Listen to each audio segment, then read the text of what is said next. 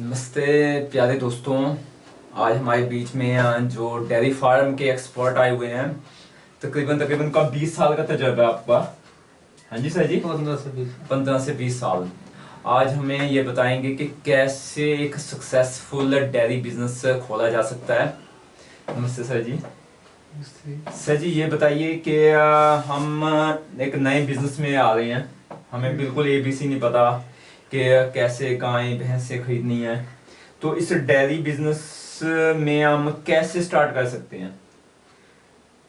देखो, सबसे पहले तो हम अपनी गाय खरीदने जा रहे हैं। गाय खरीदने के लिए सबसे पहले की चाहिए कि हमें मौसम का अनुभव होना चाहिए। ठीक है। कि किस मौसम में कौन सी गाय खरीदनी है, कौन सी नहीं है। उसी प्रकार हम गाय को उसी तरह से खरीदेंगे। अगर जो गर्मी का मौसम है बहुत ज्यादा, उसके लिए हमें देसी गाय खरीदनी चाहिए, जिसमें से थार पारकर, देसी, साहिवाल, गिर है। और इसकी पूंजी कितनी लग जाएगी? मान लो कि मैं देसी गाय ही रखता हूँ, ठीक है। मैं उसमें देखो, हर आदमी कोई पूंजी लगाता है तो वो चाहता है दो पैसे उसे मिले। उसके खून पसीने की कमाई, भगवान भी उसका ये सहयोग देता है जो अपनी मेहनत आप करता है। तो ये कितनी इन्वेस्टमेंट लग सकती है?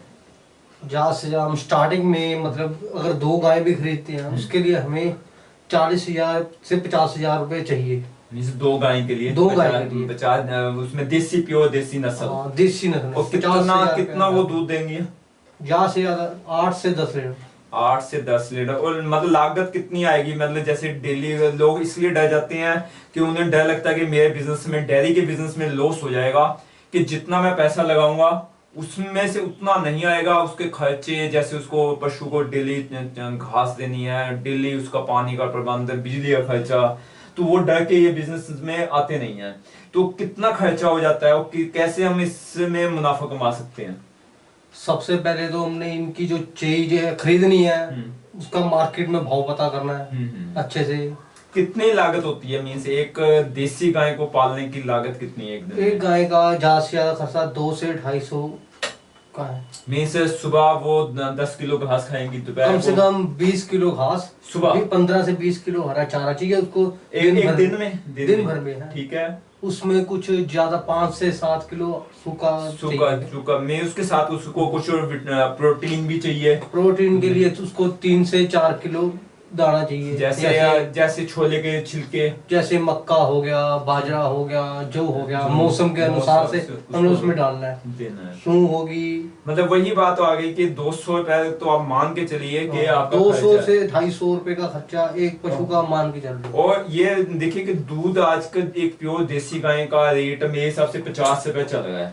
50 नहीं, कम से कम 40 रुपए मान के चलते हैं। तो कितना देसी गाय आज एक अच्छी नस्ल है, क्योंकि अगर अच्छी नस्ल में मेरे हिसाब से 4 या 5 लीटर दूध देती है, उससे ज्यादा नहीं देती। अगर नस्ल 8 से 10 लीटर दूध दे देगी। मतलब देखो 10 लीटर दूध आ जाएगा। अगर मान के चलिए 40 रुपए भी है और 400 रुपए आपके दिन में आते हैं, आपके खून पसीने में से नेट आपका 200 रुपए बच जाता है।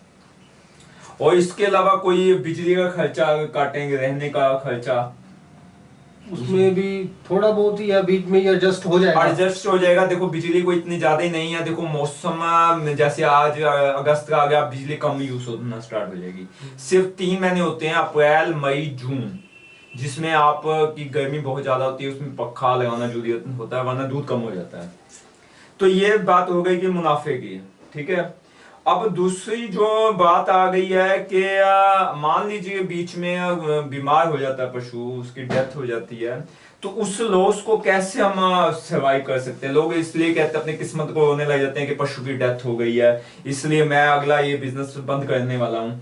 तो उसको कैसे हम सर्वाइव कर सकते हैं, आगे कैसे मुनाफे में बदल सकते हैं? अगर पशु डेथ हो भी जाती है तो भी हम इसको जारी रखें, इस बिजनेस को, इसको छोड़े ना। हाँ देखो, इन्होंने बहुत अच्छी सी बात की है कि किसी पशु की डेथ भी हो जाती है तो भी आपने हिम्मत नहीं हारनी। हम इसमें कुछ भी नहीं कर सकते, जो चीजें भगवान के हाथ में है, जन्म देना, पालना और मारना उसी के हाथ में है। बट एक बात ये है कि आप अपनी पहले प्लानिंग बना लो कि मान लो कि अगर कोई पशु की डेथ हो भी जाती है तो जो ग्राहक है आपके वो टूटे ना। तो हाँ, कस्टमर क्यों टूटे ना, इसलिए आप उसका जैसे जो मुनाफा कमाया था उसमें से ही कुछ पैसे आप सेविंग करके वो आप एडजस्ट, साथ ही साथ एक नई गाय या एक नई भैंस आप लेके आ सकते हो उसे अपने तबेले में। तो एक लास्ट क्वेश्चन आपसे पूछना चाहता हूँ कि इसमें ना मेहनत बहुत होती है, ठीक है, तो कैसे आप अपने आप को एडजस्ट करते हो, अपने टाइम को एडजस्ट करते हो? जैसे दूध चोना, वो जो गोबर है उसको एक टिकाने पे लगाना, उसका मैनेजमेंट करना, फिर उस दूध को बेच के आना, उसकी मार्केटिंग करना, ये लोगों को बहुत मुश्किल लगता है कि कैसे मार्केटिंग करेंगे उसकी, बिजनेस की। क्योंकि जो डेयरी वाले हैं वो, अगर कोई शॉपकीपर है वो तो रेट कम देते हैं। मान लो कि आप 40 कह रहे हो, वो तो देखेंगे भाई आपकी फैट कम है, वो 30 पे पहुंच जाएंगे। तो वो डायरेक्ट कस्टमर तक कैसे पहुंचे?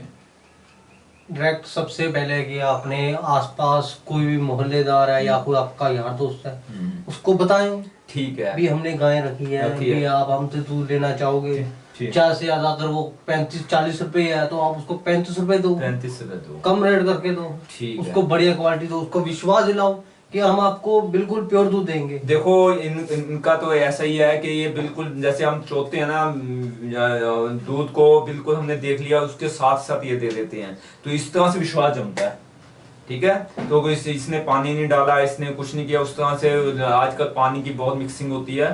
तो जिस तरह आप विश्वास, आप ये भी कह सकते हो कि आप हमारे घर पे आइए जहाँ गाय है, आप अपना ताजा दूध ले जाइए, ठीक है। तो आप इधर आए इंडियन टैलेंट एकेडमी में, उसका आपके लिए बहुत बहुत धन्यवाद, थैंक यू। उम्मीद है कि आप इस बिजनेस को आगे चलाएंगे, आगे भी आते रहेंगे। आपके सहयोग के लिए धन्यवाद।